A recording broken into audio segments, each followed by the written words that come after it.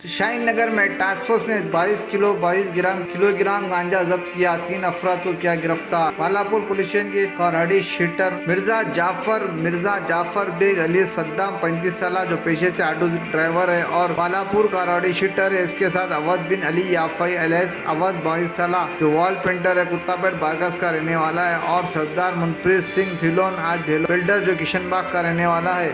Police ने बताया तीनों ने कुत्तापेट बालापुर के इब्राहिम की मदद से उड़ैसा बरहमपुर से गांजा खरीदते थे और इन्हें लेकर आगे जानी उर्फ जन्नी के नाम सप्लाई करने से 5,000 रुपए फी किलोग्राम हिसाब से खरीदो फरोख्त करते थे। मरकजी सौदागर इब्राहिम बामर और सप्लाई जानी उर्फ जानी मफरूर है जिन्हें पकड़ने के लिए पुलिस ने टीमें तश्कील दी है। पुलिस का कहना था कि मिर्जा जाफर जो मुजरिमाना मुकदमात में मुलविस है और कई 22 मुकदमात इस पर चल रहे हैं। अवध जो चोरी के 10 वारदात में मुलविस है जबकि मनप्रीत सिंह अर्दा में कत्ल और कत्ल के 2 केसेस में मुलविस है।